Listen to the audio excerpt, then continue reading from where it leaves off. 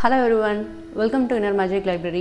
இந்த வீடியோவில் நம்ம பார்க்க போகிற புக் சம்மரி என்ன அப்படின்னு வந்து பார்த்திங்கன்னா நேர்மறை சிந்தனையின் வியத்தகு சக்தி. இதை எழுதியிருக்கிறது நார்மன் வின்சென்ட். இந்த நூல் வந்து பார்த்திங்கன்னா 1 கோடிக்கும் மேலே விற்பனையான ஒரு நூல் அப்படின்னு வந்து சொல்கிறாங்க. இது வந்து எதை பற்றின நூல் அப்படின்னா நம் வாழ்வில் அன்றாடம் பல பிரச்சனைகளை வந்து நம்ம சந்திச்சிட்ருக்கோம் இல்லையா, அந்த பிரச்சனைகளை எல்லாம் தீர்க்க உதவக்கூடிய ஒரு நடைமுறை கையேடு தான் இந்த நூல் அப்படின்னு வந்து சொல்கிறாங்க. நம்ம எப்பயுமே நேர்மறையாக சிந்திச்சாலே பல பிரச்சனையிலேருந்து நம்ம வெளியில் வந்துட முடியும். இதில் ஃபஸ்ட்டு சாப்டராக அவர் ஆத்தர் என்ன கொடுத்துருக்காரு அப்படின்னு பார்த்தீங்கன்னா, உங்கள் மீது நம்பிக்கை வையுங்கள் அப்படின்னு வந்து சொல்கிறாங்க. இந்த நூல் வந்து எழுதியிருக்கிறது நார்மன் வின்சென்ட். அவர் வந்து ஒரு பாதிரியாராக இருந்திருக்காரு. இப்போது நீங்கள் ஒரு கிறிஸ்டியனாக இருக்கீங்க அப்படின்னா இதில் குறிப்பிட்ட எல்லா இதுவுமே உங்களுக்கு ரொம்ப சூட்டாகிற மாதிரி இருக்கும். ஏன்னா பைபிள்லேருந்து நிறைய வசனங்கள் வந்து இவர் சொல்லியிருக்காரு. இயேசு வந்து என்ன மாதிரியெல்லாம் வந்து சொல்லியிருக்காங்க, அந்த இயேசு மேலே எப்படி விசுவாசத்தோடு இருந்தோன்னா நம்ம வந்து பல பிரச்சனைகள்லேருந்து எப்படி வெளியில் வரலாம், அந்த மாதிரி எல்லாம் சொல்லியிருக்காங்க. இப்போ நம்ம வந்து கிறிஸ்டியன் இல்லை அப்படின்னாலும் இந்த நூல் நமக்கும் உதவியாக தான் இருக்கும். உங்களுக்கு கடவுள் நம்பிக்கை இருக்கும் பட்சத்தில் இயேசுன்னு போட்டிருக்க இடத்துல நீங்கள் வந்து ஒரு கிருஷ்ணரையோ இல்லை ஒரு சிவனையோ உங்களுக்கு எந்த சாமியை பிடிக்குமோ அந்த சாமியை வந்து நீங்கள் அதில் பொருத்தி வந்து பார்க்க முடியும். இல்லை எனக்கு கடவுள் நம்பிக்கை இல்லை அப்படின்னா அந்த கடவுள்னு கொடுத்துருக்க இடத்துலலாம் நீங்கள் பிரபஞ்ச சக்தியை வந்து நீங்கள் எடுத்துக்கலாம்.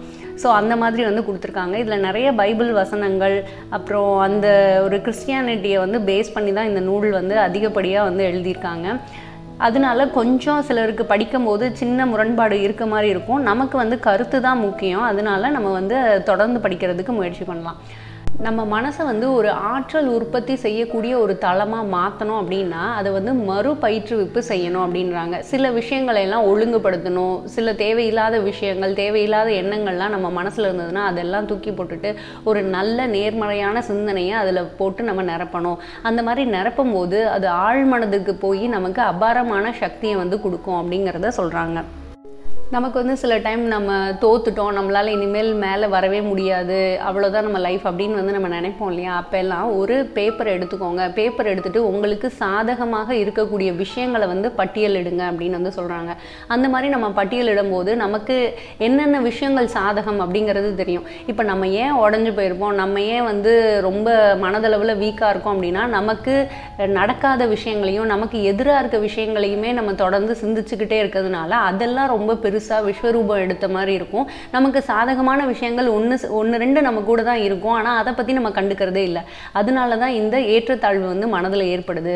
அதனால சாதகமான விஷயங்களை வந்து நீங்கள் பட்டியலிடுங்க. பட்டியலிட்டு நம்மளால் ஜெயிக்க முடியும் அப்படின்னு சொல்லிட்டு ஒரு தாட்டை வந்து உங்களுக்கு நீங்களே கொடுத்துக்கோங்க அப்படின்னு வந்து சொல்கிறாங்க. மனதளவில் நம்ம வந்து வெற்றி பெற மாதிரி காட்சிப்படுத்தி பார்க்கணும் அப்படின்றாங்க. மீண்டும் மீண்டும் நம்ம அதையே வந்து நினச்சிக்கிட்டே இருக்கிறதுனாலையும் சுய பிரகடனம் செய்கிறதுனாலையும் நம்மளால் கண்டிப்பாக அந்த கடினமான சூழ்நிலையிலேருந்து வெளியில் வந்துட முடியும் அப்படின்னு வந்து சொல்கிறாங்க. இதுக்கு கடவுளோட சக்தியும் நமக்கு வந்து துணை புரியும். தோல்வியிலிருந்து நம்மளை மீட்டெடுக்கிறதுக்கு, வெற்றியை நோக்கி நம்மளை கூட்டிகிட்டு போகிறதுக்கு எல்லாத்துக்குமே உதவியாக இருக்கும் அப்படிங்கிறத சொல்கிறாங்க. நம்ம எல்லாருமே கஷ்டத்துலேருந்து வெளியில் வரணும், தன்னம்பிக்கை வந்து நமக்கு வளர்த்துக்கணும் அப்படின்னா விஸ்வாசம் வந்து ரொம்ப ஹெல்ப் பண்ணோம் அப்படின்றாங்க. கடவுள் வந்து என்னோட இருக்காரு, கடவுள் எனக்கு உதவுறாரு, கடவுள் என்ன வழி நடத்துகிறாரு அப்படின்னு சொல்லிட்டு நம்ம வந்து சுய பிரகடனம் செஞ்சுக்கிட்டே இருக்கிறதுனால அது ஒவ்வொரு நாளும் நம்ம மனதில் ரொம்ப ஆழமாக பதியும். ஆழமாக பதியும் போது கடவுள் நம்ம கூடவே இருக்கும்போது நமக்கு ஏன் சோர்வு வருது, நம்ம ஏன் தோற்று போவோம், நம்மளால் முடியும் அப்படிங்கிற ஒரு தன்னம்பிக்கை வந்து வரும் அப்படின்றாங்க. இதை வந்து நம்ம ஜெயிக்கிற மாதிரி மனதில் காட்சிப்படுத்துறதும் அதை வந்து உண்மையாக நம்ம வந்து ஜெயிச்சிட்ட மாதிரி நம்ம வந்து நினைக்கிறதும் பாதி வெற்றியை நமக்கு வந்து கொடுக்கும் அப்படின்றாங்க. இப்படி நம்ம வெற்றி பெறதுக்கு முன்னாடியே வெற்றி பெற்றதாக மனதில் காட்சிப்படுத்துறது ஒரு மிகப்பெரிய சக்தியை நமக்கு வந்து கொடுக்கும். அது வந்து நம்மளே ஆச்சரியப்படுத்தக்கூடிய அளவுக்கு இருக்கும் அப்படிங்கிறத சொல்கிறாங்க. நம்ம வந்து ஒரு தன்னம்பிக்கை உள்ள ஒரு ஆளாக வந்து இருக்கணும் அப்படின்னா ஒரு 10 விஷயங்களை செஞ்சால் கண்டிப்பாக அது வந்து சாத்தியப்படும் அப்படின்றத சொல்கிறார் ஆத்தர். என்ன அப்படின்னு வந்து பாருங்கள். ஃபஸ்ட்டு வந்து நம்ம வெற்றி பெறுவது போல் ஒரு மனக்காட்சியை வந்து உருவாக்கி அதை வந்து நம்ம மனதில் பதிய வைக்கணும் அப்படிங்கிறத சொல்கிறாங்க. அதில் வந்து எந்த ஒரு சந்தேகமும் இருக்கக்கூடாது. நான் வந்து இப்போது ஃபஸ்ட்டு ரேங்க் எடுக்க போகிறேன் அப்படின்னு சொல்லிட்டு மனசில் நினச்சிட்டேன் அப்படின்னா கண்டிப்பாக அதை வந்து முழு ஆழ் மனதில் வந்து நம்ம முழுமையாக நம்பணும், நம்மளால் ஜெயிக்க முடியும், நம்ம ஃபஸ்ட் ரேங்க் எடுத்துட்டோம் அப்படிங்கிறத நம்ம உணரணும். ஒரு சின்ன சந்தேகம் கூட இருக்கக்கூடாது அப்படிங்கிறத சொல்கிறாங்க. இரண்டாவது, உங்களுக்கு தனிப்பட்ட ஆற்றல் குறித்த எதிர்மறை எண்ணம் ஏதாவது இருக்குன்னு வச்சுக்கோங்களேன், அது வந்து வலுப்பெறாதபடி பார்த்துக்கணும். அதுக்கு ஒரு நேர்மறையான எண்ணத்தை உடனே நம்ம வந்து எண்ண ஆரம்பிச்சிடணும் அப்படின்றாங்க. இல்லை என்னால் ஃபஸ்ட் ரேங்க் எடுக்க முடியாது, நான் வந்து சயின்ஸில் வீக்காக இருக்கேன் அப்படின்னு சொல்லிட்டு ஒரு எண்ணம் இருந்ததுன்னா, இல்லை இப்போ நான் சயின்ஸ்க்கு வந்து அதிகமாக படிச்சுட்ருக்கேன், அதனால் என்னால் கண்டிப்பாக வாங்க முடியும் அப்படின்ற ஒரு நேர்மறை எண்ணத்தை வந்து போடணும் அப்படின்றத சொல்கிறாங்க. கற்பனைக்கு முட்டுக்கட்டையாக இருக்கக்கூடிய எந்த ஒரு விஷயத்தையும் வந்து நம்ம வைக்கக்கூடாது, அதை வந்து ஒதுக்கி வைக்கணுங்கிறாங்க. பய எண்ணம் வந்து இல்லாதபடி நம்ம வந்து பார்த்துக்கணும் அப்படிங்கிறது 3rd பாயிண்ட். 4th என்ன அப்படின்னு பார்த்தீங்கன்னா, மற்றவர்களை பார்த்து என்றைக்கும் பிரமிக்க வேண்டியது இல்லை அப்படின்றாங்க. ஏன்னா நீங்கள் சிறப்பாக செய்யும்போது அவங்கள விடவே உங்களால் முன்னேற முடியும் அப்படிங்கிறதையும் சொல்கிறாங்க. 5th வந்து ஒவ்வொரு நாளும் ஒரு 10 முறையாவது கடவுள் நமக்கு துணையாக இருக்கும்போது யாரால் நமக்கு விரோதமாக செயல்பட முடியும் அப்படிங்கிற கேள்வியை வந்து கேட்டுக்கோங்க அப்படின்றத சொல்கிறாங்க.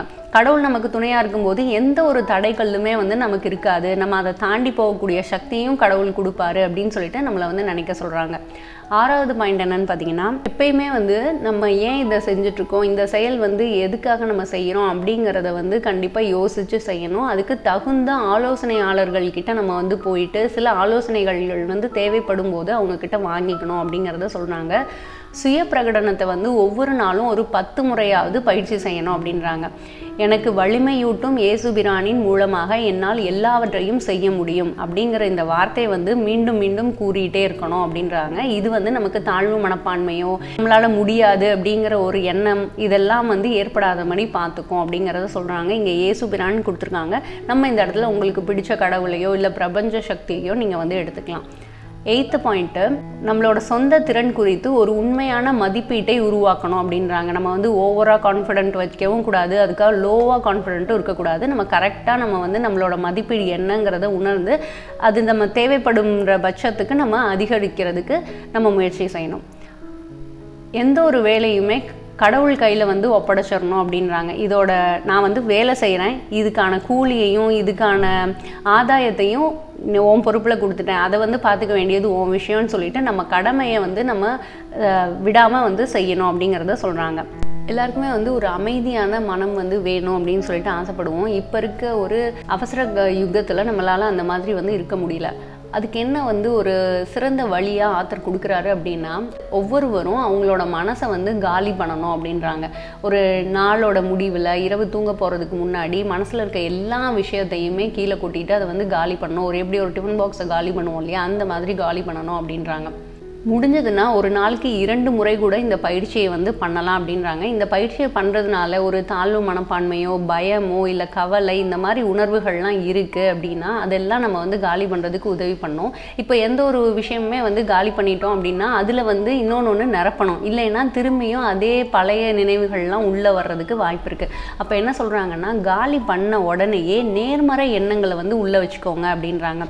இப்போ வந்து உடல்நிலை வந்து ரொம்ப மோசமாக இருக்குன்னு வச்சுக்கோங்களேன், நமக்கு அப்போது ஏதாவது ஒரு பயம், இந்த நோயாக இருக்குமோ அந்த நோயாக இருக்குமோ அப்படிங்கிற மாதிரி நமக்கு ஒரு கவலை இருக்குது அப்படின்னா நம்ம மனசை காலி பண்ணுறோம். காலி பண்ண உடனே நம்ம மனசு இப்போ வந்து தூய்மையாக இருக்குது. இப்போ என்ன பண்ணோன்னா, என்னோட குறைகளுக்கு நான் வந்து ஒரு நேர்மறையான எண்ணங்களை வந்து உள்ளே வைக்கணும். என்னோட உடம்பு நேற்றை விட இன்னைக்கு கொஞ்சம் ஆரோக்கியமாக உணர்றேன், என் உடல்நிலையை சரி பண்ணுறதுக்கு நான் நல்ல உணவுகளை எல்லாம் எடுத்துக்க போகிறேன், முடிஞ்ச அளவுக்கு நல்ல பயிற்சிகள் வந்து பண்ண போகிறேன், முடிஞ்ச அளவுக்கு சந்தோஷமாக இருக்க போகிறேன். அந்த மாதிரி சில நேர்மறையான எண்ணங்களை வந்து நம்ம வச்சுக்கிறதுனால நம்ம மனது வந்து தூய்மையாக இருக்கும். தூய்மையாக இருக்கும்போது கண்டிப்பாக வந்து அமைதியான ஒரு மனதை வந்து நம்மளால் உணர முடியும் அப்படிங்கிறத வந்து சொல்கிறாங்க. இன்னொரு பயிற்சியாக இவர் வந்து மன அமைதிக்கு என்ன கொடுக்குறாரு அப்படின்னா, ஒரு இயற்கை சூழலோட ஒரு இடத்த வந்து கற்பனை பண்ணிக்க சொல்கிறாங்க. எடுத்துக்காட்டாக மாலையில் வந்து சூரியன் ஓய்வெடுக்க செல்லும் நேரம் வந்து ரொம்ப மிக ரம்மியமாக இருக்கும். அந்த மாதிரி ஒரு எண்ணத்தை வந்து நம்ம மனதில் வச்சுக்கலாம். நில ஒளியில் வந்து மின்னும் நீர்நிலைகள், அப்புறம் கடற்கரை மணலில் வந்து ஒரு இளம் வெயில் படுற மாதிரி நம்ம வந்து உட்கார்ந்துருக்கிறது, கடல் அலையை பார்க்குறது, இந்த மாதிரி ஒவ்வொருத்தருக்கும் பிடித்தமான காட்சிகள் வந்து இருக்கும் இல்லையா, அதை வந்து திரையில் வந்து கொண்டு வந்து அந்த இடத்துல நம்ம அமைதியாக நம்ம உட்கார்ந்துருக்க மாதிரி நம்மளை வந்து கற்பனை பண்ணிக்க சொல்கிறாங்க. இதை வந்து உங்களால் எப்போல்லாம் டைம் கிடைக்குதோ, இப்போ வந்து ஒரு ட்ராவல் பண்ணிட்டு இருக்கும் போதோ இல்லை யாருக்காவது நம்ம வெயிட் பண்ணிகிட்ருக்கோம் அப்படின்னா அந்த வெயிட் பண்ணுற நேரத்தில், இல்லை ஓய்வு எடுக்கிற நேரத்தில், இந்த மாதிரி சில நிமிஷங்கள் வந்து அந்த அமைதியான சூழலில் உங்களுக்கு பிடிச்சமான ஒரு இடத்துல அமைதியாக நம்ம உட்காந்துட்ருக்க மாதிரி நம்ம ஆழ்ந்து மூச்சு விட்டுட்டு நம்ம வந்து அந்த இடத்த வந்து ரசிக்கிற மாதிரி ஒரு கற்பனை பண்ணி பார்த்துக்கோங்க. இந்த அமைதி காட்சிகள்லாம் வந்து நம்ம மனதுக்குள்ளே ஓட விட்டு பார்க்கும்போது கண்டிப்பாக மன அமைதி வந்து கிடைக்கும் அப்படிங்கிறத சொல்கிறாங்க. இன்னொரு பயிற்சி வந்து கொடுக்குறாங்க. மனது வந்து அமைதிப்படுத்துறதுக்கு இது ரொம்ப உதவியாக இருக்கும் அப்படின்னு வந்து சொல்கிறாரு. தினமும் அமைதியை கடைபிடிக்கிறதுக்கு ஒரு குறிப்பிட்ட நேரத்தை வந்து வச்சுக்க சொல்கிறாங்க. குறைந்தபட்சம் ஒரு 15 நிமிடம் வந்து பரிபூர்ண அமைதியை நம்ம வந்து கடைபிடிக்கணும். அதுக்கு என்ன பண்ணலான்னா, ஓய்வாக ஒரு இடத்துல உட்காந்துக்கலாம், இல்லைன்னா படுத்துருக்கலாம். அந்த மாதிரி நம்ம வந்து ஓய்வாக நமக்கு எந்த பொசிஷன் வந்து ரிலாக்ஸ்டாக இருக்கோ அந்த பொசிஷனில் நம்ம வந்துட்டு அந்த டைமில் நம்ம ஏதொன்றை பற்றியும் சிந்திக்கக்கூடாது, எழுதக்கூடாது, படிக்கக்கூடாது. எந்த ஒரு சிந்தனையுமே இல்லாமல் மனதை வந்து ஒரு அமைதியாக நம்ம வந்து ஒரு ஜடப்பொருளாக வந்து நினச்சிட்டு நம்ம வந்து அமைதியாக உட்காந்துருக்கணும் அப்படின்றாங்க. இந்த மாதிரி முதல்ல செய்கிறது கஷ்டமாக இருக்கும், போக போக வந்து பழகிடும் அப்படின்றாங்க. இந்த அமைதி நிலை எப்படி இருக்கணும்னா, ஒரு சலனமற்ற நீர்நிலை மாதிரி, நீர்நிலையோட மேற்பரப்பில் வந்து எந்த சலனமும் இல்லைன்னா அது எப்படி ஒரு தெளிவாக அப்படியே நிதானமாக இருக்கும், அந்த மாதிரி நம்ம வந்து மனதை வந்து பயிற்றுவிக்கணுன்றாங்க. அந்த மாதிரி நம்ம பயிற்சி செய்யும்போது அதில் வந்து ஒரு அழகு வந்து இருக்கும், ஒரு இணக்கமான ஒரு தன்மை வந்து ஏற்படும். கடவுளோட ஆழ்ந்த ஒளியை கூட நம்மளால் கவனித்து கேட்க முடியும் அப்படிங்கிறத வந்து ஆத்தர் சொல்கிறாரு. பிரச்சனையெல்லாம் தீர்க்கிறதுக்கு ஒரு 3 முக்கியமான ஒரு ஃபார்முலா வந்து கொடுக்குறாரு. என்ன அப்படின்னா, பிரார்த்தனை செய்யுங்கள், காட்சிப்படுத்துங்கள், மெய்யாக்குங்கள் அப்படின்னு வந்து சொல்கிறாரு. நம்ம வந்து பிரார்த்தனை பண்ணுறதுனால நம்மக்கிட்ட ஒரு நேர்மறையான ஒரு எண்ணங்களை வந்து புகுத்திக்க முடியும். நம்மளோட பயம், கவலை இதெல்லாம் கடவுள்கிட்ட ஒப்படைச்சிட்டு நம்ம வந்து ஒரு பாசிட்டிவிட்டியோடு நம்மளால் நம்ம வேலையை செய்ய முடியுன்றாங்க. காட்சிப்படுத்தி பார்க்க சொல்கிறாங்க. கண்டிப்பாக அதை வந்து நம்மளால் செய்ய முடியும் அப்படின்னு சொல்லிட்டு காட்சிப்படுத்தணும். அதை மெய்யாக்குதல்னா அதுக்கு தேவையான செயல்களை வந்து செய்யணும். நம்ம வந்து வெறும் இமேஜின் மட்டும் பண்ணிக்கிட்டே இருந்தால் பத்தாது. அதை மெய்யாக்குறதுக்கு நம்ம என்னென்ன செயல்கள்லாம் செய்யணுமோ அது எல்லாமே வந்து செய்யணும் அப்படிங்கிறத சொல்கிறாங்க. தினமும் பிரார்த்தனை செய்கிறத ஒரு வழக்கமாகவே வச்சுக்கிட்டிங்கன்னா அது உங்கள் வாழ்க்கைக்கு ரொம்ப ரொம்ப உதவியாக இருக்கும் அப்படிங்கிறதையும் சொல்கிறாரு. எல்லாருமே வந்து பிரார்த்தனை பண்ணுறோம். நம்ம பிரார்த்தனை பண்ணும்போது சிறப்பான ஒரு பலன்களை எல்லாம் பெறணும் அப்படின்னா சில விதிகளை வந்து நம்ம ஃபாலோ பண்ணுறது மூலமாக பெற முடியும் அப்படின்றாங்க. என்னென்னா, ரொம்ப எளிமையான வார்த்தைகளை கொண்டு வாய் விட்டு பிரார்த்தனை பண்ணணும் அப்படின்றாங்க. அதுக்கப்புறம் ஒவ்வொரு நாளும் சில நிமிடங்கள் வந்து பிரார்த்தனைக்காக ஒதுக்கணும். அது வந்து வெறும் கடவுள்கிட்ட நம்ம வந்து மனம் விட்டு பேசுறதுக்கும், நம்மளை பற்றி அவர்கிட்ட வந்து சொல்கிறதுக்கும், நம்ம வாழ்க்கையில் என்னென்னலாம் நடந்துட்டுருக்கு, நமக்கு எதெல்லாம் மாறணும் அப்படின்னு நம்ம நினைக்கிறோமோ அதெல்லாம் கடவுளில் பிரார்த்தனை மூலமாக அவர்கிட்ட சொல்கிறதுக்கு ஒரு நேரத்தை வந்து ஒதுக்கணும் அப்படின்றாங்க. அன்றாட வேலைகள் செய்யும் போதும் ஒரு சின்ன சின்ன பிரார்த்தனைகள் வந்து நம்ம செய்யலாம். கடவுளோடவே நம்ம ஒன்றி இருக்கிறதுக்கு அது உதவியாக இருக்கும் அப்படின்றாங்க. எவ்வளவுக்கு எவ்வளோ அதிகமாக நம்ம வந்து பிரார்த்தனை செய்யும் போது கடவுள் வந்து நமக்கு மிக அருகில் இருக்கிறதா நம்ம வந்து உணர்வோம் அப்படிங்கிறத சொல்றாங்க. பெரும்பாலும் நம்ம பிரார்த்தனை வந்து எப்படி இருக்கணும்னா, எனக்கு இது வேணும், அது வேணும், எனக்கு இதை செஞ்சு கொடு, எனக்கு அவ்வளோ பணம் கொடு அப்படின்னு கேட்கறதுக்கு பதிலாக எனக்கு இது வரைக்கும் நீ கொடுத்த எல்லாத்துக்கும் நன்றி அப்படின்னு சொல்றதே மிகப்பெரிய ஒரு பிரார்த்தனை அப்படின்றத சொல்றாங்க. உண்மையான பிரார்த்தனை அப்படின்னா நம்ம அன்புக்குரியவர்களுக்கும் நம்ம வந்து சேர்த்து பிரார்த்தனை பண்ணணும். கடவுள்கிட்ட வந்து அந்த அன்பும் பாதுகாப்பும் அவங்கள வந்து எப்பயுமே சூழ்ந்திருக்கணும் அப்படிங்கிற நம்பிக்கையோட பிரார்த்தனை வந்து பண்ணணும் அப்படின்றாங்க. பிரார்த்தனையில் எதிர்மறையான எண்ணங்கள் வந்து எப்பயுமே இருக்கக்கூடாது. எதிர்மறையான வார்த்தைகளையும் நம்ம வந்து பிரார்த்தனையில் வந்து சொல்லக்கூடாது அப்படிங்கிறத சொல்கிறாங்க. நமக்கு என்னென்னலாம் விருப்பமாக இருக்கோ அது எல்லாமே கடவுள்கிட்ட கேளுங்க அப்படின்றாங்க. அவர் என்ன விரும்பி கொடுக்குறாரோ அதெல்லாம் மனமொப்ப ஏற்றுக்கோங்க அப்படிங்கிறதையும் சொல்கிறாங்க. எல்லா விஷயங்களையுமே கடவுளின் கைகளில் ஒப்படைக்கிற ஒரு மனப்போக்கை பழக்கப்படுத்தி கொள்ளணும் அப்படின்றதையும் சொல்கிறாரு. இப்போ நமக்கு எதிரிகளாக சில பேரை நினைப்போம், இல்லை நமக்கு பிடிக்காதவங்க சில பேர் வந்து இருப்பாங்க இல்லையா, அவங்களுக்கும் சேர்த்து நம்ம வந்து பிரார்த்தனை பண்ணணும் அப்படின்றாங்க.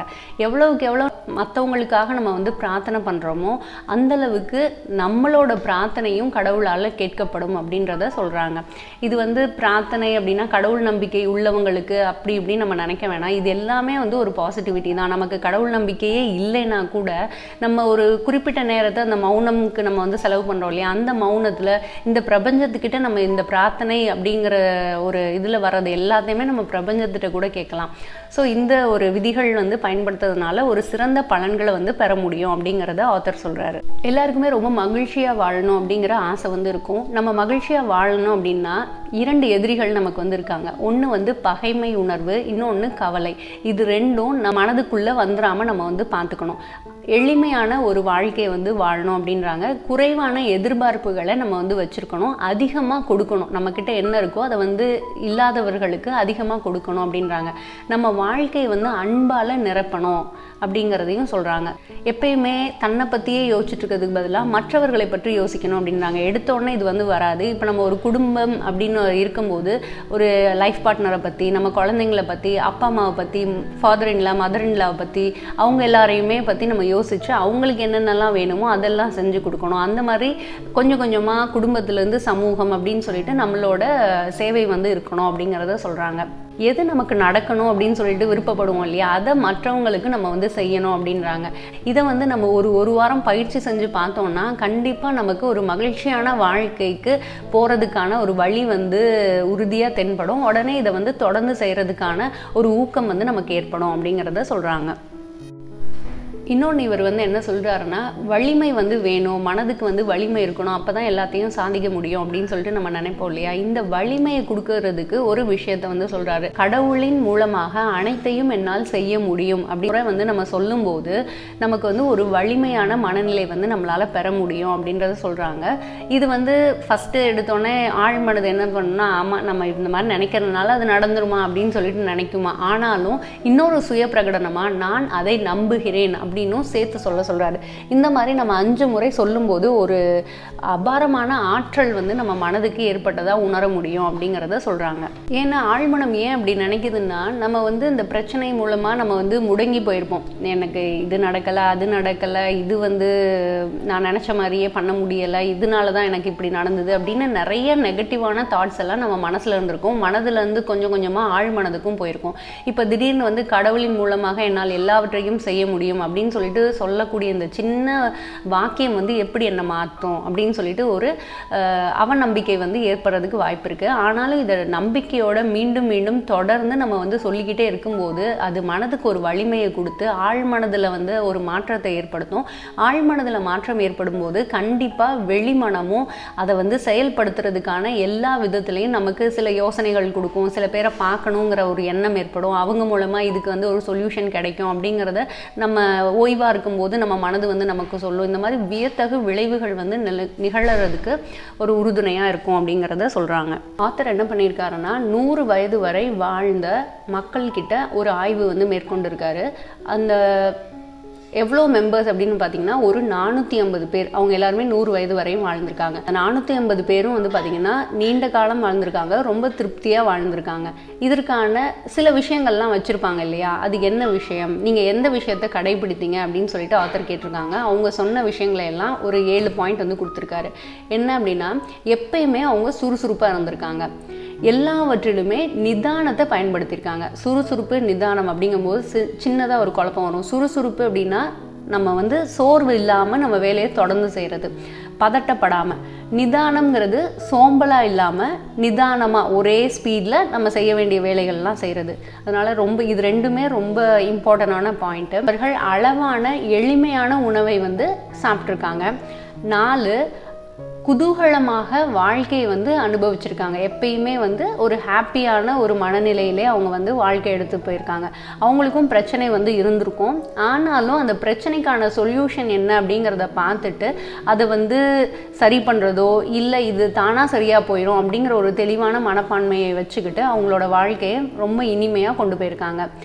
இரவில் ரொம்ப சீக்கிரமாக தூங்க போயிருக்காங்க, காலையில் ரொம்ப சீக்கிரமாக எழுந்திருக்காங்க. இப்போ இருக்க காலகட்டத்தில் நம்ம எல்லாருக்கும் மிகப்பெரிய பிரச்சனையாக இருக்கிறதே இதுதான். ரொம்ப லேட்டாக வந்து தூங்குகிறோம், லேட்டாக எழுந்திரிக்கிறோம். இதனால நம்ம லைஃப் ஸ்டைலே வந்து மாறுது, நிறைய டிசீஸ் வந்து வருது. ஸோ இந்த பழக்கத்தை வந்து இப்போ இருக்க எல்லாருமே ஃபாலோ பண்ணணும் அப்படின்னு வந்து நான் நினைக்கிறேன். அதுக்கப்புறம் கவலை, பயம், இது ரெண்டுமே அவங்க மனதை வந்து ஆக்கிரமிக்காமல் அவங்க வந்து பார்த்துருக்காங்க. மரணத்தை பற்றி அவங்களுக்கெல்லாம் என்ன ஒரு எண்ணம் இருந்தது அப்படின்னு வந்து பார்த்தீங்கன்னா, மரணத்தை பார்த்து பயமே இல்லாமல் இருந்திருக்காங்க. ஒரு ஆழ்ந்த தூக்கத்துக்கு நம்ம போகிற மாதிரி தான் அவங்க மரணத்தை பற்றி நினச்சிருக்காங்க. 7வது பாயிண்ட்டாக அமைதியான மனதையும் கடவுள் மீது விசுவாசத்தையும் கொண்டிருந்தாங்க அப்படிங்கிறத ஆத்தர் சொல்கிறாரு. இன்னொரு விஷயம் என்னன்னு பார்த்தீங்கன்னா, நம்ம மனதில் வந்து எதை அதிகமாக போட்டு வச்சுருக்கோமோ அதுதான் வந்து வெளியே வருது அப்படிங்கிறத சொல்கிறாங்க. இப்போ வந்து ஒரு பிரச்சனை வந்து ஏற்படுதுன்னு வச்சுக்கோங்களேன், ஒவ்வொரு மனிதருமே ஒவ்வொரு மாதிரி ரியாக்ட் பண்ணுவாங்க. சில பேர் வந்து ரொம்ப அமைதியாகிடுவாங்க, சில பேர் வந்து ரொம்ப கோபமாக கத்துவாங்க, சில பேர் அழுவாங்க, சில பேர் வந்து கவலையான முகத்தை வச்சுருப்பாங்க. இந்த மாதிரியெல்லாம் ஏற்படுது. ஏன் அப்படின்னு பார்த்தீங்கன்னா, அவங்க மனதில் அதுதான் இருக்குது. ரொம்ப கவலை இருக்குது, இல்லை ரொம்ப கோபம் இருக்குது, இல்லை ரொம்ப துன்பம் இருக்குது. இந்த மாதிரி விஷயங்கள் தான் வந்து வெளிப்படும். அதனால எப்பயுமே கடவுள் மேலே வந்து ஒரு நம்பிக்கையை வச்சுட்டு விசுவாசம் வச்சுட்டு துணிவாக நம்ம செயல்களை வந்து செய்ய ஆரம்பிக்கணும். ஒரு பரிசுத்தமான ஒரு எண்ணங்களை வந்து நம்ம எப்பயுமே மனதுக்குள்ளே வச்சுருக்கணும் அப்படிங்கிறத ஆத்தர் சொல்கிறாரு. கவலையிலேருந்து வெளியில் வர்றதுக்கும் சில விதிகள் வந்து ஆத்தர் கொடுக்குறாங்க. என்ன அப்படின்னா, கவலைங்கிறது ஒரு மனப்பழக்கம் அப்படின்னு வந்து சொல்கிறாங்க. கடவுளோட உதவியினால எந்த பழக்கத்தையும் நம்மளால மாற்ற முடியும் அப்படிங்கிற ஒரு நம்பிக்கையை வந்து வச்சுக்க சொல்கிறாங்க. ஏன்னா நம்ம கவலைப்படணும் அப்படின்னு சொல்லிட்டு அவசியம் கிடையாது. நம்ம என்ன செயல் செய்யணுங்கிறத தெளிவாக உணர்ந்து அந்த செயலை செஞ்சால் போதும் இல்லையா? அதை தான் வந்து சொல்கிறாங்க. கவலையை வந்து கடைபிடிப்பதன் மூலமாக நம்ம எல்லாருமே ஒரு கவலையாளர்களாக மாறிடுவோம் அப்படின்றாங்க. கவலைக்கு நேர் எதிரான வலிமையான விசுவாசம் என்னும் பழக்கத்தை கடைபிடிப்பதன் மூலமாக கவலையிலிருந்து எளிதாக விடுபட முடியும் அப்படிங்கிறத ஆத்தர் சொல்கிறாங்க. இன்னொரு விஷயமா, நான் இன்றைய தினத்தையும் என் வாழ்க்கையையும் என் அன்புக்குரியவர்களையும் என் வேலைகளையும் கடவுளின் கையில் ஒப்படைக்கிறேன். கடவுளின் கைகளில் எந்த தீங்கும் இல்லை, நல்லது மட்டுமே உள்ளது. எது நிகழ்ந்தாலும் சரி, எந்த விளைவுகள் ஏற்பட்டாலும் சரி, நான் கடவுளின் கைகளில் இருந்தால் அது கடவுளின் விருப்பம், அது நல்லதாகவே இருக்கும் அப்படின்னு சொல்லிட்டு அவர் வந்து ஒவ்வொரு நாள் காலை பொழுதும் நினைச்சுப்பாராம். அப்படி நம்ம நினைப்பதன் மூலமாக எது நடந்தாலுமே இது கடவுளோட விருப்பம், அதனால தான் இது நடந்திருக்கு, இதை நான் எப்படி சமாளிக்க போறேன் அப்படின்னு சொல்லிட்டு நம்மளால செய்ய முடியும் அப்படிங்கிறத சொல்றாரு. அதிகப்படியாக கவலை வந்து நம்மளை ஆட்கொள்றதுக்கு என்ன காரணம் அப்படின்னு வந்து பார்த்தீங்கன்னா, எதிர்மறையான எண்ணங்கள் வந்து நம்ம மனதில் இருக்கிறது தான். அதுக்கு பதிலாக நேர்மறையான எண்ணங்களையும் நேர்மறையான பேச்சையும் நம்ம வந்து எடுத்துகிட்டு போகும்போது கண்டிப்பாக அது ஒரு நல்ல மாற்றத்தை ஏற்படுத்தும், கவலையிலேருந்து வெளில வர்றதுக்கு உதவியாக இருக்கும் அப்படிங்கிறத சொல்கிறாரு. நம்பிக்கை அதிகமாக உள்ள மக்கள், நேர்மறையான மக்கள் இருக்காங்க இல்லையா, அவங்களோட நட்புறவை வந்து வளர்த்து கொள்ளுங்க அப்படின்றத சொல்கிறாங்க. உங்களோட ஒவ்வொரு நாளும் கடவுளின் கூட்டாளியாகவும் நண்பனாகவும் வாழ்வதாக கற்பனை செய்து கொள்ளுங்கள் அப்படின்றாங்க. கடவுள் வந்து உண்மையிலே நம்ம ஃப்ரெண்டாக இருக்காரு அப்படின்னு வச்சுக்கோங்களேன், நம்ம கவலைப்படணுன்ற அவசியமே இல்லை, பயப்படணும்னு அவசியமே இல்லை. ஏன்னா கடவுள் என்னோட இருக்கிறார் அப்படின்ற ஒரு நம்பிக்கை வந்து நமக்கு இருக்கும். கடவுள் வந்து எப்பயுமே நம்மளோட இருக்கதா கற்பனை செஞ்சுக்கோங்க அப்படின்றதையும் ஆத்தர் வந்து சொல்கிறாரு. அடுத்ததான் பிரச்சனையிலேருந்து வெளியில் வரணும் அப்படின்னா சில விதிகளை வந்து நம்ம ஃபாலோ பண்ணுறது மூலமாக வெளில வர முடியும் அப்படின்றாங்க. என்ன அப்படின்னு பார்த்தீங்கன்னா, ஃபஸ்ட்டு வந்து ஒவ்வொரு பிரச்சனைக்கும் ஒரு தீர்வுங்கிறது கண்டிப்பாக இருக்கும் அப்படின்னு நம்பணும் அப்படின்றத சொல்கிறாங்க. அதுக்கப்புறம் அமைதியாக இருக்கணும், மன இறுக்கம் வந்து நமக்கு இல்லாதபடி பார்த்துக்கணும். ஒரு அழுத்தத்தின் கீழ் நம்ம அந்த மூளை வந்து ஒழுங்காக செயல்படாது இல்லையா, அதனால எந்த ஒரு அழுத்தமும் மன இறுக்கமும் இல்லாதபடிக்கு நம்மளை வந்து பார்த்துக்கணும். ஒரு விடையை வந்து வலுக்கட்டாயமாக பெறுவதற்கு முயற்சி செய்யாதீர்கள் அப்படின்னு வந்து சொல்கிறாங்க. நம்ம மனது வந்து ஆசுவாசமாக வச்சுக்கணும். அப்படி வச்சுக்கும் போது தான் விடைகள் வந்து தெளிவாக நமக்கு வந்து மனக்கண் முன்னாடி தோணும் அப்படிங்கிறத சொல்கிறாங்க. அனைத்து உண்மைகளையும் பாரபட்சமின்றி ஒருதலை பட்சமின்றி நியாயமாக ஒழுங்குபடுத்தி வையுங்கள் அப்படிங்கிறத சொல்கிறாங்க. உள் உணர்வு, உள்நோக்கு, அது மேலே வந்து நம்பிக்கை வைங்க அப்படிங்கிறத சொல்கிறாரு. மனம் அமைதியாக இருக்கும்போது உள் உணர்வின் மூலமாகவே பல பிரச்சனைகளுக்கான விடைகள் வந்து நமக்கு கிடைக்க ஆரம்பிக்கும். நம்ம எல்லாருமே பல வேலைகள்னால இப்போ ரொம்ப மன அமைதி இல்லாமல், தூக்கம் இல்லாமல், குடும்பத்துக்கான நேரத்தையும் செலவு பண்ண முடியாமல் ரொம்ப சிக்கலில் வந்து மாட்டிகிட்டு இருப்போம். அவங்க எல்லாருக்குமே அவங்க கடினமான வேலையை கூட சுலபமாக மாற்றுறதுக்கு சில விதிகளை வந்து ஃபாலோ பண்ணுறதன் மூலமாக அதுலேருந்து நம்ம வெளியில் வர முடியும் அப்படிங்கிறத சொல்கிறாங்க. இந்த கிரேக்க இதிகாச கதாநாயகன் இருக்கார் இல்லையா, அட்லஸ், அவங்கள மாதிரி நீங்கள் வந்து உங்களை நினச்சிக்காதீங்க. உலகத்தையே சில பேர் வந்து தன் தோளில் தான் சுமந்து சுற்றுற மாதிரி பாவனை பண்ணிட்டு அவ்வளோ பிஸியாக வந்திருப்பாங்க. அந்த மாதிரிலாம் இருக்கணும்னு எந்த அவசியமும் இல்லை. உங்களை அதிகமாக வந்து வருத்திக்காதீங்க, விஷயங்களை வந்து சுலபமாக எடுத்துக்கொள்கிறதுக்கு பழகிக்கோங்க அப்படிங்கிறத சொல்கிறாரு. அடுத்தது, உங்கள் வேலையை நேசித்து செய்யும்போது நம்மளால் ரொம்ப சுலபமாக செய்ய முடியும் அப்படின்றாங்க. செயல்முறை திட்டத்தை வச்சுக்கிட்டு அதன் மூலமாக வந்து நம்ம செய்ய முயற்சி பண்ணணும். சில பேர் வந்து கொத்தடிமை மாதிரி வேலையெல்லாம் பார்த்துட்ருக்காங்க. அந்த மாதிரிலாம் இல்லாமல் இவ்வளோதான் என்னோட வேலை நேரம், இதுக்குள்ளே நான் எவ்வளோ வேலை செய்ய முடியுமோ அந்த வேலையை தான் நான் எடுத்துப்பேன் அப்படிங்கிறதுல வந்து கரெக்டாக இருக்கணும். சில பேர் அடுத்தவங்க வேலையை கூட இவங்க தலையில் கட்டுவாங்க, அது கூட தெரியாமல் இவங்க வந்து வேலை செஞ்சுட்டே இருப்பாங்க. அந்த மாதிரிலாம் செய்யும் போது நம்ம அதிகப்படியான வேலைகளை முடிச்சிருப்போம், ஆனாலும் ஒரு ஒழுங்காக நம்ம வேலையை வந்து முடிக்கிறதுக்கு அது நமக்கு வந்து உதவிகரமாக இருக்காது அப்படிங்கிறத சொல்கிறாங்க. உங்கள் வேலையை வந்து திட்டமிட்டு செய்கிறதுக்கு பழகிக்கோங்க அப்படின்றாங்க. எல்லா வேலையும் வந்து ஒரே நேரத்தில் செய்ய முயற்சிக்க கூடாது அப்படிங்கிற ஒரு விதியையும் சொல்கிறாரு. ஒரு சரியான மனநிலையை வந்து நம்ம பெறணும் அப்படின்றாங்க. சில வேலைகள்லாம் வந்து சிரமமானது கடினமானதுன்னு நம்ம நினைக்கும் போது அந்த வேலையை வந்து செய்யும் போது நிஜமாவே அது ஒரு கடினமானதாக மாறிவிடும். சில வேலைகள் வந்து இது சுலபம் அப்படின்னு நம்ம நினைப்போம், அதை செய்யும் போது அது நமக்கு சுலபமாகவே தெரியும், ஆனாலும் ஒரே விதமான வேலைகளாக தான் இருக்கும். அதனால எந்த ஒரு வேலையும் கடினம் அப்படின்னு நினைக்காம இந்த வேலைக்கு ஒரு 5 மணி நேரம் தேவைப்படும் அப்படின்னா அதை ஒழுங்காக திட்டமிட்டு ஒவ்வொரு நாளும் கரெக்டாக அதை செஞ்சுட்டு வரும்போது அது வந்து சுமையாக தெரியாது அப்படிங்கிறத சொல்கிறாரு. நீங்கள் எந்த வேலை செய்கிறீங்களோ அதில் நீங்கள் ஒரு திறமைசாலியாக இருங்க அப்படின்றாங்க. ஏன்னா அறிவே சக்தி. உங்களுக்கு வந்து எந்த வேலை கொடுக்கப்பட்டிருக்கோ அந்த வேலை உங்களுக்கு தெரியுதான்னு பாருங்கள். தெரியலைன்னா அதுக்கு தேவையான அறிவை வந்து வளர்த்துக்கிறதுக்கு முயற்சி செஞ்சுட்டு அதை செய்யும் போது அது ஒரு சுலபமான வேலையாக நமக்கு வந்து மாறும்.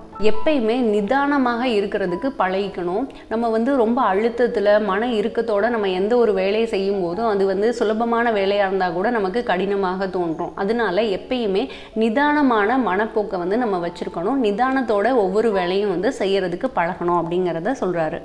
இது ரொம்ப முக்கியமான பாயிண்ட்டு. அன்றைக்கு செய்ய வேண்டிய வேலையை அன்றே செய்து முடிக்கும் பழக்கத்தை வந்து ஏற்படுத்தி கொள்ளுங்கள் அப்படின்றாங்க. இப்போ இன்றைக்கி செய்ய வேண்டிய நம்ம வேலையை செய்யாமல் விட்டுட்டோம்னா அது நாளைக்கு போகும். அப்போ நாளைய வேலையும் இன்று நம்ம செய்ய விட்ட வேலையும் சேர்ந்து இப்போ 2 வேலைகள் ஆயிரும். இப்படியே தள்ளி போடும் மனப்போக்கு என்ன பண்ணணும்னா ஒரு பல்காக ஒரு வேலையை வந்து நம்ம இந்த நாளே முடிக்கணும் அப்படிங்கிறத சொல்லியிருப்பாங்க. அந்த நாள் வந்து நமக்கு ரொம்ப கொடுமையாக போகும். நம்ம உடனே முடிக்கணும்னு நினைப்போம். நம்ம செயலில் வந்து ஒரு ஒழுங்கு இருக்காது, ரிசல்ட் ஒழுங்காக வராது, மன சுமை வந்து ஏற்படும், மன இறுக்கத்தை ஏற்படுத்தும். அந்த மாதிரி இல்லாமல் அன்று செய்ய வேண்டிய வேலையை அன்றே செய்து முடியுங்கள் அப்படிங்கிறத சொல்றாங்க. அகைன் இந்த ஆத்தர் வந்து ஒரு பாதிரியாரா இருக்கிறதுனால இவர் வந்து கடவுளையும் இதுல வந்து ஒரு கூட்டாளியா சேர்த்து கொண்டு வேலையை செய்யுங்கள் அப்படின்னு வந்து சொல்றாங்க. கடவுள் நம்பிக்கை நிச்சயமா உங்களுக்கு இருக்குன்னா இந்த விதியும் உங்களுக்கு மிக அதிகப்படியான பலனை வந்து கொடுக்கும் அப்படின்னு வந்து நான் நினைக்கிறேன். நமக்கு கூட்டாளியா நம்ம கடவுளை வந்து வச்சுக்க சொல்றாங்க. இப்போ உங்களுக்கு ஒரு வேலை சுமை கொடுத்துருக்காங்கன்னா அதுல கடவுளுக்கும் அதுல வந்து பாதி பங்கு இருக்கும் இல்லையா? அப்ப 2 பேரும் சேர்ந்து சரிசமமான பங்கை வந்து நம்ம எடுத்துக்கிறோம் அப்படின்னு நினைப்போம், சுமையை எடுத்துக்கிறோம்னு நினைப்போம். ஆனால் கடவுள் வந்து உங்ககிட்ட இருந்து அதிகப்படியான சுமையை வந்து அவரை எடுத்துக்கிட்டு அவர் வந்து அந்த வேலையை உங்களுக்காக முடித்து கொடுப்பார் அப்படின்னு வந்து சொல்கிறாங்க. இது கடவுள் நம்பிக்கை இருக்கவங்களுக்கு இது வந்து செட் ஆகும். இல்லைன்னா கூட நீங்கள் வந்து ஒரு பிரபஞ்ச ஆற்றல் வந்து நம்மளோட இருக்குது. ஏன்னா பிரபஞ்சத்தில் இருக்க எல்லா ஆற்றலுமே வந்து ஒவ்வொரு மனிதனுக்குள்ளேயும் ஒரு கட்டுக்குள்ளே அடங்கி இருக்கும். நம்ம வந்து மெடிடேஷன் பண்ணுறதன் மூலமாக அதை நம்ம வந்து அபிவிருத்தி செய்கிறதுனால கண்டிப்பாக அது வந்து மிகப்பெரிய ஆற்றலை வந்து நமக்கு கொடுக்கும். அதன் மூலமாக நம்மளால் எல்லா செயல்களையும் வந்து மிக சுலபமாக செய்ய முடியும் அப்படிங்கிறத மற்றவங்கெல்லாம் நம்பலாம். கடவுள் நம்பிக்கை இருக்கவங்க இந்த பாயிண்ட்டை கடவுளோடு சேர்த்துக்கிட்டு பார்த்து நம்ம வந்து ஃபாலோ பண்ணலாம். இந்த விதிகள்லாம் வந்து ஃபாலோ பண்ணும்போது கண்டிப்பாக ஒரு வேலை சுமை வந்து இல்லாமல் நம்ம வேலைகளை ரொம்ப சூப்பராக முடிக்க முடியும் அப்படின்னு சொல்லிட்டு ஆத்தர் சொல்கிறாங்க. நம்ம எல்லாருமே ஒரு சமுதாய அமைப்பில் தான் நம்ம வந்து இருக்கோம். யாருமே வந்து தனி மனிதனாக நான் இதை செஞ்சேன் அதை செஞ்சேன் அப்படின்னு இல்லை. நம்ம எல்லாருமே வந்து ஒரு சமுதாயத்தில் ஒரு அங்கம்.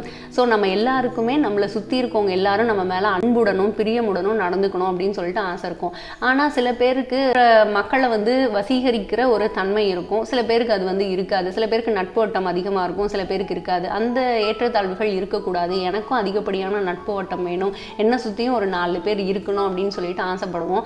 ஆனால் அதை எப்படி சாத்தியப்படுத்துறது அப்படிங்கிற ஒரு கேள்வி வந்து இருக்கும். அந்த கேள்விக்கும் சில பதில்கள் வந்து ஆத்தர் கொடுக்குறாங்க. என்ன அப்படின்னா, நீங்கள் யார்கிட்டையாவது பேசுகிறீங்க அப்படின்னா அவங்க பெயர்களை வந்து மனதில் வந்து பதிய வச்சுக்கோங்க அப்படின்றத சொல்கிறாங்க. சகஜமாக பழகக்கூடிய ஒரு நபராக இருக்கணுன்றாங்க. ஒரு மன இறுக்கத்தோட சில விஷயங்கள் சொல்லிட்டு சில விஷயங்கள் சொல்லாமல் அந்த மாதிரி இறுக்கமாக இல்லாமல் சகஜமாக எல்லாரோடையும் பழகக்கூடிய ஒரு நபராக நீங்கள் இருக்கணும் அப்படிங்கிறது 2வது விதியாக சொல்கிறாரு. ஒரு நிதானமாக இருக்கிறதுக்கு பழகிக்கோங்க அப்படிங்கிறத சொல்கிறாங்க.